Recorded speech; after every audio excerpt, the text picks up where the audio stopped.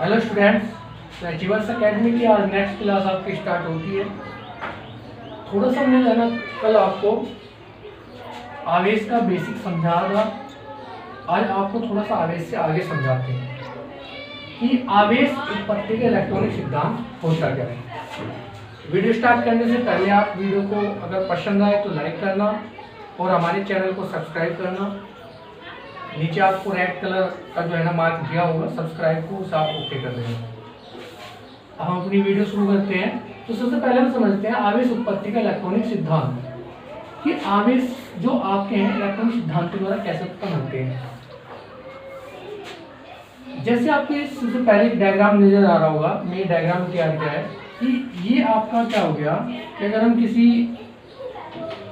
एक अणु की बात करते हैं और अणु में परमाणु की बात करते हैं, तो परमाणु के अंदर क्या होता है कि परमाणु के अंदर एक आपका क्या होता है नाभिक।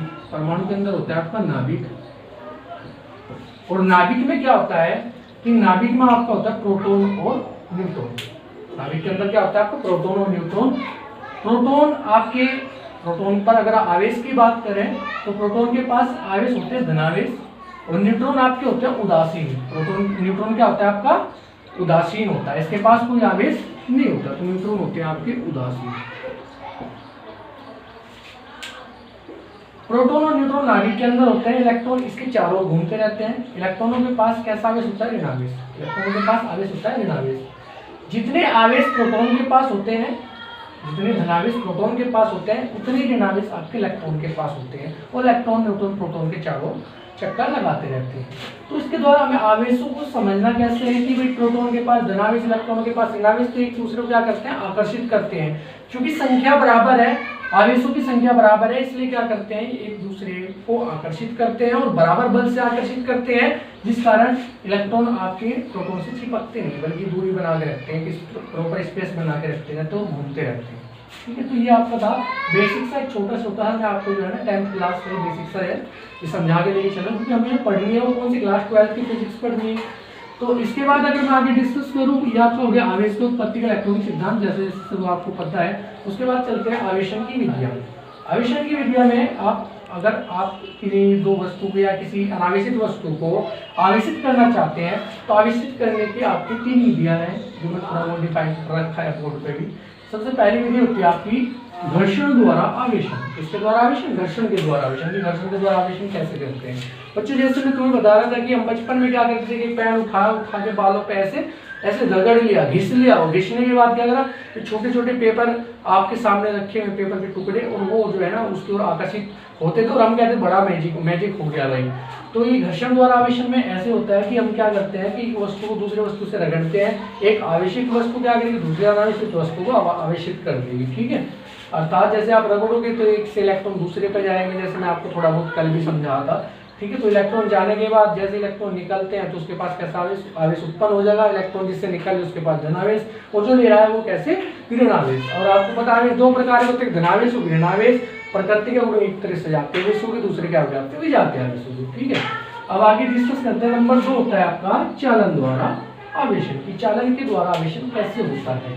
चालन द्वारा आवेशन जैसे मैंने कहा स्पर्श कराकर, अर्थात अगर एक अनावेशित वस्तु को दूसरी आवेशित वस्तु के पास एक दूसरे को स्पर्श कराते हैं, तो स्पर्श कराने से क्या होगा कि जो आपकी आवेशित वस्तु है उसके आवेश अनावेशित वस्तु के पास चले जाएंगे, और अनावेशित वस्तु कुछ समय बाद क्या हो जाएगी आवेशित हो जाएगी। और तीसरी विधि वेरी इंपॉर्टेंट, प्रेरण द्वारा आवेशन। ये आपको पता होना चाहिए क्योंकि आप प्रेरण विधि आगे भी पढ़ोगे, जैसे आपका चैप्टर नेक्स्ट आगे जो है ना 2-3 चैप्टर बाद आप जब पढ़ोगे तो प्रेरण विधि, तो उसमें प्रेरण द्वारा आवेशन आप समझ में आ जाएगा कि प्रेरण क्या होता है। ठीक है, सबसे पहले मैं आपको बता दूं कि प्रेरण घटना कैसी है। प्रेरण घटना होती है कि जब हम किन्हीं दो वस्तुओं को निकट रखकर, मैंने जैसे यहाँ बोर्ड पे डिफाइन करके निकट रखकर, अगर किन्हीं दो वस्तुओं को हम पास रखते हैं, मिलाना नहीं है बच्चों, दूर रखना है। जैसे आप दो वस्तुओं को पास रखते हैं, पास रखने के बाद क्या होता है कि एक आवेशित वस्तु और एक दूसरी कैसी अनावेशित वस्तु है, और आवेशित वस्तु क्या करेगी दूसरी अनावेशित वस्तु को आवेशित कर देगी, और ऐसी विधि को बोलते हैं प्रेरण विधि। ठीक है, अर्थात ये आपका जो आवेशन हो गया, ये कहलावा का प्रेरण द्वारा आवेशन का ट्रैक्टर होता है। थोड़ा वो डायग्राम वगैरह दूंगा, अगर मैं आपको ये समझाना चाहूँ तो कैसे समझेंगे कि मान लिया कोई ये वस्तु रखी हुई है, इसके पास कोई आवेश नहीं है, और अगर हम क्या करें, एक धनावेश वाली वस्तु इसके पास लेके चलेंगे, जैसे आप धनावेशित वस्तु इसके पास लेके जाएंगे तो जिसके, अब देखो मैंने आपको नहीं बताया तो मैं आज आपको डिफाइन कर दूं कि हर एक वस्तु, कोई भी वस्तु है, सब वस्तुओं के पास आवेश है, आवेश सबके पास होते हैं। अब आप कहोगे जब आवेश सबके पास है तो सब वस्तुएं आवेशित होनी चाहिए, लेकिन मैं आपको बता दूं कि हमने आपको बताया था कि इलेक्ट्रॉन और प्रोटॉन के पास जैसे समान आवेश होते हैं तो एक दूसरे को बाउंड करके रखते हैं। ऐसे क्या होता है कि जो अनावेशित वस्तु होती है उसके पास उतने ही धनावेश होते हैं, उतने ही ऋणावेश, और जब धनावेशों और ऋणावेशों की संख्या बराबर है तो एक दूसरे को क्या कर देते हैं, उदासीन कर देते हैं, और इसलिए कोई भी बार आवेश उत्पन्न नहीं हो पाता। ठीक है, तो होता क्या है कि जैसे आप इस अनावेशित वस्तु के पास एक कोई धनावेशित वस्तु लेके जाते हैं तो ले जाने के बाद ये धनावेशित वस्तु जो इसके पास ऋणावेश होते हैं उन्हें अपनी ओर आकर्षित करना शुरू कर देगी। ठीक है, और कुछ समय बाद आपको नजर आएगा कि कुछ ऋणावेश जो है इधर धनावेश को इधर अट्रैक्ट हो, जो इसके पास धनावेश है वो क्या होंगे, एक दूसरे से प्रतिकर्षित होंगे और वे क्या करेंगे, तो दूर भागेंगे, अर्थात दूसरे सिरे की ओर चले जाएंगे। ठीक है, अगर मैं कंसिडर करूँ कि मान लिया हमने दो वस्तु ऐसे रख रखी थी यहाँ से, तो कह सकते हैं कि इसके भी ऋणावेश इधर चलेंगे, भाई इसके धनावेश इधर चलेंगे, और जो है कुछ समय बाद जब आप इन्हें थोड़ा सा और कुछ टाइम गुजरेगा तो इसके पास क्या होगा, आप देखोगे कि इस वस्तु के पास ऋणावेश ऋणावेश ऋणावेश ऋणावेश आ जाएंगे, और इस वस्तु के पास धनावेश धनावेश धनावेश धनावेश आ जाएंगे, क्योंकि धनावेश क्या करेगा, एक दूसरे को प्रतिकर्षित करके दूसरी वस्तु के अंदर सारी टोटली धनावेश रह जाएंगे, और जो आपकी जो पहली वस्तु उसके पास क्या रह जाएगा, कुल ऋणावेश हो जाएंगे। तो ये विधि कहलाती है आपके प्रेरण द्वारा आवेशन। क्या हो रहा है, आपका प्रेरण द्वारा आवेशन हो रहा है। ठीक है, चलो बच्चों, फिर ये तो आपके आवेशन की विधियां। अब आगे आप आवेश के गुण पढ़ेंगे, और गुणों में तुमने पढ़ाई था कि अगर समान प्रकृति के आवेश है तो वे एक दूसरे को क्या करते हैं, प्रतिकर्षित करते हैं, विपरीत प्रकृति के आवेश क्या करते हैं, आकर्षित करते हैं। पहला गुण तो ये हो गया, और दूसरे बहुत सारे गुण जैसे इन पर वेगों का कोई प्रभाव नहीं पड़ता।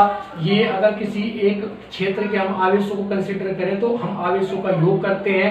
और नेक्स्ट इंपोर्टेंट जो गुण होता है आपका वो होता है आवेश का क्वांटीकरण। क्या आवेशों का क्वांटीकरण क्या होता है, बड़े ध्यान से समझेंगे कि अगर कोई वस्तु रखी है और वस्तु पर जो आवेश है तो उस वस्तु का जो आवेश है उस आवेश की निश्चित, वो जो आवेश होता है वो निश्चित न्यूनतम आवेश का पूर्ण गुणक होता है, वो निश्चित न्यूनतम आवेश का पूर्ण गुणक होता है। मान लिया भाई मेरे पास 10 इलेक्ट्रॉन है, तो 10 इलेक्ट्रॉन किसका पूर्ण गुणक, मान लिया 2 गुणा 5 हो गया, तो पूर्ण आवेश कितना हो गया, 2 गुणा 5 हो गया। ऐसे 20 इलेक्ट्रॉन है तो कितना होगा, 2 गुणा 10 हो गया, तो 2 क्या कहलाएगा आपका, 2 आपका हो गया न्यूनतम आवेश। क्या हो गया आपका न्यूनतम आवेश, इसे बोल देते हैं मूल आवेश। तो हम इसे मान के चलिए स्मॉल ई से प्रदर्शित करते हैं, छोटे ई से प्रदर्शित करते हैं, और ये गुण कहलाता है वस्तु का आवेश का क्वांटीकरण कहलाता है। और अगर मुझे कुल आवेश निकालने हैं, मुझे कुल आवेश कंसीडर करने हैं पूरे उस क्षेत्र के, तो क्यों बराबर हो जाएगा आपका प्लस माइनस एन। ये आवेश आपके धनात्मक भी हो सकते हैं, ऋणात्मक भी हो सकते हैं। यहाँ पर एन क्या है आपकी एक पूर्ण गुणक संख्या है 1 2 3, इसका मान कभी भी 1/2 3/2 ऐसे कुछ नहीं ले सकते, पूर्ण संख्या लेनी है 1 2 3। और ई की वैल्यू होती है आपकी 1.6 कूलम। ये क्या होता है, इलेक्ट्रॉन का आवेश होता है आपका। जिसे इलेक्ट्रॉन का आवेश लाएंगे तो माइनस में ले लेते हैं, जो प्रोटॉन का आवेश लेते हैं जैसे धनावेश में लेते हैं। ए का मान हमेशा क्या यूज करेंगे, 1.6 गुणा 10⁻⁻19 कूलम। 10th क्लास में आपसे रिलेटेड न्यूमेरिकल भी किए होंगे आपने। ठीक है, चलो तो ये था आपके भाई आवेशों के गुण।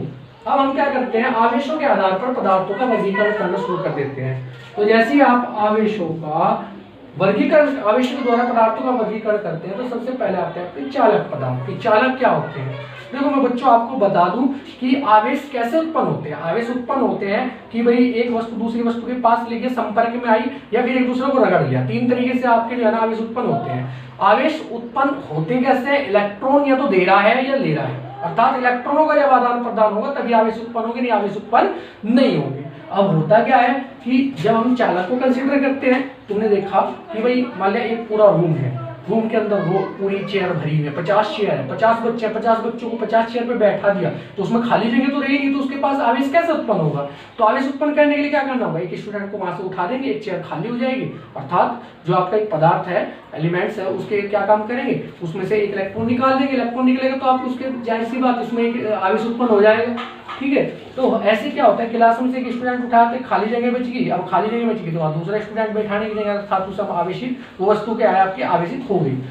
उन इलेक्ट्रॉनों को बोलते हैं, जो इलेक्ट्रॉन वहां से निकल के गया या वो स्टूडेंट निकल के बोलते हैं, बोलते हैं मुक्त इलेक्ट्रॉन। मुक्त है, वे कहीं भी घूम सकते हैं, उन्हें खाली जगह मिली हुई है, ठीक है। तो ऐसे इलेक्ट्रॉनों को बोलते हैं मुक्त इलेक्ट्रॉन, अर्थात जो गति के लिए फ्री है, जो फ्री है, कहीं भी मूव कर सकते हैं, घूम सकते हैं, तो मुक्त इलेक्ट्रॉन इन्हें बोलते हैं। तो जिनके पास मुक्त इलेक्ट्रॉनों की संख्या अधिक होती है, जिन पदार्थों के पास मुक्त इलेक्ट्रॉन बहुत ज्यादा मात्रा में होते हैं, उन्हें बोलते हैं चालक। उन्हें क्या बोलते हैं बच्चों? चालक। और दूसरे होते हैं आपके अचालक। अचालक क्या होते हैं? जिनके पास मुक्त इलेक्ट्रॉन नहीं होते। जैसे मैंने बता दी, पूरा रूम है, 50 चेयर, 50 के 50 चेयर पे 50 स्टूडेंट बैठे हुए, खाली जगह बिल्कुल भी नहीं, फ्री स्पेस नहीं है, तो वहां से तो मुक्त इलेक्ट्रॉन नहीं है, तो वे पदार्थ आपके कहलाएंगे अचालक पदार्थ। तो कैसे पदार्थ कहलाएंगे आपके?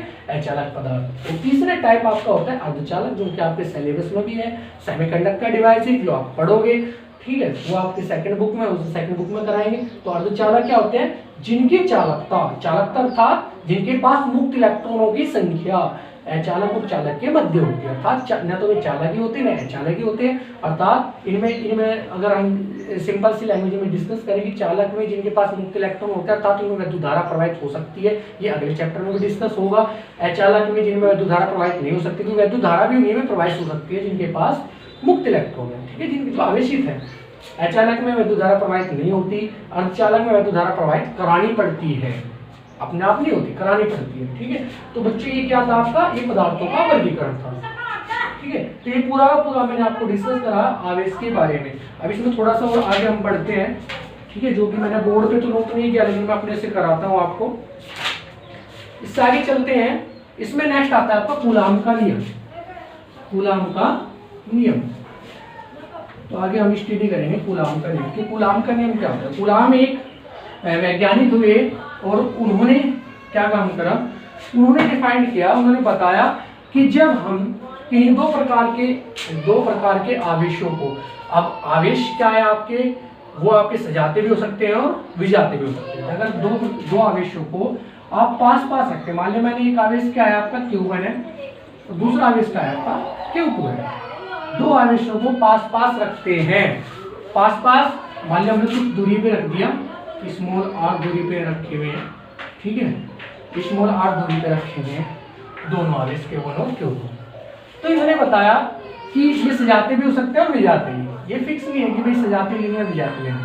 तो उन्होंने बताया इन दोनों आवेशों के बीच एक बल कार्य करता है, इन दोनों आवेशों के बीच एक बल कार्य करता है, और वो बल क्या होता है आपका? वो बल इन आवेशों के परिमाणों के गुणनफल के अनुक्रमानुपाती होता है। दोबारा बोल रहा हूं मैं कि वो जो बल इनके बीच कार्य कर रहा है, दोनों आवेशों के बीच बल कार्य कर रहा है, वो दोनों आवेशों के परिमाणों के गुणनफल के अनुक्रमानुपाती होता है, तथा उनके बीच की दूरी के वर्ग के व्युत्क्रमानुपाती होता है, तथा उनके बीच की दूरी के वर्ग के व्युत्क्रमानुपाती होता है। अगर मैं इन दोनों को इकट्ठा कर दूं तो ये आपका आ जाएगा F अनुक्रमानुपाती Q1 Q2 upon R square. F अनुक्रमानुपाती Q1 Q2 upon R square, ठीक है। और अगर हम अनुक्रमानुपाती का चिन्ह हटाना चाह रहे हैं तो बच्चों इसकी जो है इसकी जगह हम यूज कर लेते हैं स्मॉल के Q1 Q2 upon R square. यहाँ की क्या है आपका? के एक नियतांक है, और जिसे क्या बोल देते हैं? अनुक्रमानुपातिक नियतांक। जिसे क्या बोल देते हैं? अनुक्रमानुपातिक नियतांक। बात समझ में आई भाई? और के का मान आपका होता है, के का मान आपका होता है 9 गुणा 10 की घात 9, और यूनिट आप निकालना चाहते हैं, यहाँ से निकाल सकते हैं newton metre square, newton metre square, और ये क्या हो जाएगा आपका? इसके अपोन में चले जाएगा पर coulomb square, newton metre square पर कूलाम स्क्वायर, इसका जो है ये आपकी यूनिट हो जाएगी। और के क्या कहलाते हैं आपका? के होता है आपका अनुक्रमानुपातिक नियतांक। बात समझ में आई बच्चों? तो एफ का फॉर्मूला आपका क्या हो सकता है और आगे F बराबर 9 गुना 10 की घात 9 और Q1 Q2 बटे R स्क्वायर। क्लियर है भाई?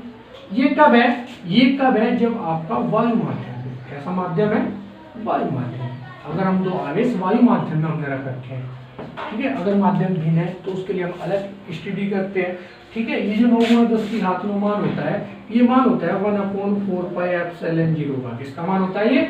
1/4 पाई एप्सिलॉन 0। एप्सिलॉन 0 होती है आपकी, इसे बोलते हैं एप्सिलॉन 0। ये क्या होता है? कि निर्वात की वैद्युशीलता। इसे क्या बोलते हैं? निर्वात की वैद्युशीलता,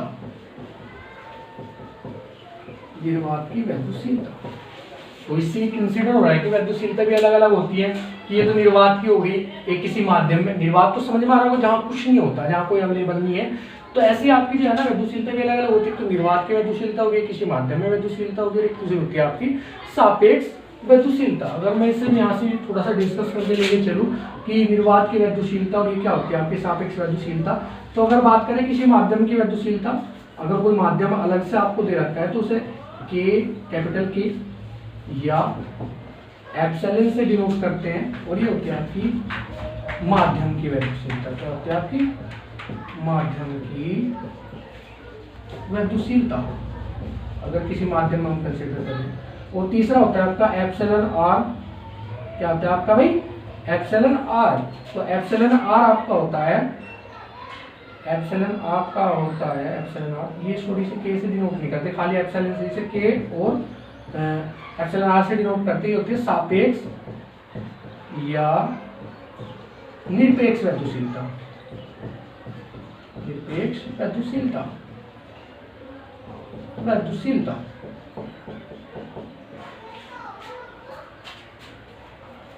इसे बोलते हैं सापेक्ष या निरपेक्ष वैद्युशीलता। के और एप्सिलॉन आर ये कहलाते हैं आपकी सापेक्ष निरपेक्ष वैद्युशीलता, और एप्सिलॉन आर बराबर होता है आपका एप्सिलॉन बटे एप्सिलॉन जीरो। तो अगर निरपेक्ष वैद्युशीलता को मैं यहाँ से डिफाइन करूँ तो किसी माध्यम की वैद्युशीलता और निर्वात की वैद्युशीलता के अनुपात को निरपेक्ष वैद्युशीलता कहते हैं, ठीक है, और इसका कोई मात्रक नहीं होता। तो अगर ये हम किसी माध्यम में कंसीडर करें तो ये फॉर्मूला आपका बन के आ जाएगा यहाँ से, इससे आगे का जो है मैं थोड़ा सा यहाँ डिफाइन कर रहा हूँ कि ये बन के आ जाएगा आपका F बराबर 1/4 पाई एप्सिलॉन जीरो, और ये हो जाएगा आपका एप्सिलॉन आर या के भी ले सकते हैं हम यहाँ से, अगर के प्राविद्युतांक इसके अंदर भरा है चाहे प्राविद्युतांक भी बोल देते हैं, ठीक है, और ये हो जाएगा आपका Q1 Q2 upon R square. ठीक है बच्चों, तो ये था आपका कूलाम का नियम। ये किसका नियम था आपका कूलाम का नियम। अब इसके बाद आगे चलता है आपका सतत आवेश वितरण, अर्थात आवेश किस प्रकार वितरित होते हैं। तो अगर मैं सतत आवेश वितरण को डिफाइन करने नाम से कंटिन्यू चार्ज डिस्ट्रीब्यूशन, तो कंटिन्यूअस चार्ज डिस्ट्रीब्यूशन अर्थात वर्क कंप्लीट कंटिन्यू हो रहा है, ठीक है, अर्थात आवेशों का सतत वितरण इसे बोल देते हैं। तो ये तीन तरीके से आपका होता है, एक तो रेखीयावेश वितरण, दूसरा पृष्ठीयावेश वितरण और तीसरा होता है आपका आयतन आवेश वितरण। तो सबसे पहले रेखीयावेश वितरण को अगर मैं डिस्कस करूं तो रेखीयावेश वितरण क्या होगा कि अगर आपके आवेशों का प्रवाह किसी एक वस्तु की रेखा के अनुदिश हो रहा है, किसी एक रेखा के अनुदिश हो रहा है, तो इसे क्या बोल देंगे हम रेखीयावेश वितरण अगर हम कह देते हैं, ठीक है। और अगर हम इसमें आगे डिफाइन करें रेखीयावेश घनत्व कि रेखीयावेश घनत्व क्या होता है, तो अगर हमने मान लिया कि भाई जो है ना आपका ये कोई पृष्ठ है, इसकी लंबाई कितनी है dl है, और dl लंबाई हमने मान ली, dl क्या होता है l का डिफरेंशियल, l का अवकलन हमेशा हम छोटे से भाग को लेते हैं, छोटा सा भाग हम काट लिया इसमें, तो इसकी लंबाई मान ली हमने कितनी है, ये dl आपकी लंबाई है इसमें, और इससे जो प्रवाहित हो रहे हैं आवेश कितने प्रवाहित हो रहे हैं dq। तो एकांक लंबाई से प्रवाहित आवेश की मात्रा को रेखीयावेश करें तो कहते हैं, इसे डेफिनेशन बन गई बच्चों, किसे क्या कह सकते हैं, एकांक लंबाई से प्रवाहित आवेश की मात्रा को रेखीयावेश घनत्व कहते हैं, इसे बोलते हैं लैम्बडा। इसे क्या बोलते हैं, लैम्बडा, इसे बोलते हैं लैम्बडा। तो लैम्बडा से प्रदर्शित करते हैं इसे, तो लैम्बडा बराबर हो गया आपका dq/dl, अर्थात एकांक लंबाई से प्रवाहित आवेश की मात्रा को रेखीयावेश घनत्व कहते हैं। और रेखीयावेश वितरण क्या हो गया कि किसी रेखीय के अनुदिश प्रवाहित आवेश की घटना वो रेखीयावेश वितरण, अर्थात जो घटना हो रही है उसे रेखीयावेश वितरण कहेंगे, और जो एकांक लंबाई से आवेश की मात्रा प्रवाहित हो रही है उसे क्या कहेंगे, रेखीयावेश घनत्व कहेंगे। इसी प्रकार दूसरा होता है पृष्ठीय आवेश वितरण, अगर आपका आवेशों का वितरण किसी पृष्ठ के अनुदिश हो रहा है तो उसे क्या कहेंगे, पृष्ठीय आवेश वितरण कहेंगे। तो अगर पृष्ठ के अनुदिश हो रहा है तो उसे क्या कहेंगे, पृष्ठीय आवेश वितरण। जैसे कोई पृष्ठ हो गया पूरा का पूरा, ठीक है, और हमने क्षेत्रफल मान लिया, इसमें छोटा सा भाग काट लिया, ये क्षेत्रफल मान लिया कितना होगा d हो गया, और इसमें से आवेश कितने प्रवाहित हो रहे हैं dq। तो अब इसकी डेफिनेशन आगे क्या निकल के आओगे, यहाँ से पृष्ठीय आवेश घनत्व कैसे डिनोट करेंगे, सिग्मा से डिनोट करते हैं इसे। तो सिग्मा बराबर क्या होगा, dq/dA। तो यहाँ से परिभाषा निकल के आती है कि एकांक क्षेत्रफल से प्रवाहित आवेश की मात्रा को पृष्ठीय आवेश घनत्व कहते हैं। दूसरा हो गया रो बराबर dq/dV, एकांक आयतन से प्रवाहित आवेश की मात्रा को आयतन आवेश घनत्व कहते हैं। और आवेश वितरण, अगर आयतन का हो गया तो आयतन आवेश वितरण। चलने आगे है आपका नेक्स्ट आपका आता है इसी में, ये तो आपका सतत आवेश वितरण हो गया। नेक्स्ट आता है आपका वैद्युत क्षेत्र। वैद्युत क्षेत्र क्या होता है, ये हमारा आवेश खत्म हो गया, हम वैद्युत क्षेत्र को डिस्कस करेंगे। तो आवेश के चारों ओर का वह क्षेत्र, जैसा मैंने लिखा भी हुआ है कि आवेश के चारों ओर का वह क्षेत्र जहां पर कोई अन्य आवेश किसी बल का अनुभव करता है, उसका वैद्युत क्षेत्र कहलाता है। मान लीजिए से कोई आवेश रखा, उसके चारों क्षेत्र, दूसरा आवेश लेकर आए तो उसने उसे आकर्षित करा, प्रतिकर्षित करा, तो उसका क्षेत्र कहलाता है आपका वैद्युत क्षेत्र। तो बच्चों आज की वीडियो यहीं तक, और कल की वीडियो हम कल इससे आगे डिस्कस करेंगे। आप हमारे चैनल को सब्सक्राइब करें और वीडियो अगर अच्छी लगे तो लाइक करें। ऐसे आप हमारी जो है ना वीडियो देखते रहे। हम पूरा क्लास 12 का यूपी बोर्ड का फिजिक्स का सिलेबस आपको कम्प्लीटली यहीं पर मिलने वाला है। ठीक है, अगर कोई प्रॉब्लम है तो आप इस कॉन्टैक्ट नंबर, ये 8006050141 ये हमारा कॉन्टैक्ट नंबर है, आप इस पर अपनी प्रॉब्लम भेज सकते हैं। ये व्हाट्सएप पे भी है, आपके व्हाट्सएप नंबर भी है, आप व्हाट्सएप पे अपनी प्रॉब्लम हमें डिस्कस कर सकते हैं। ठीक है, तो थैंक यू।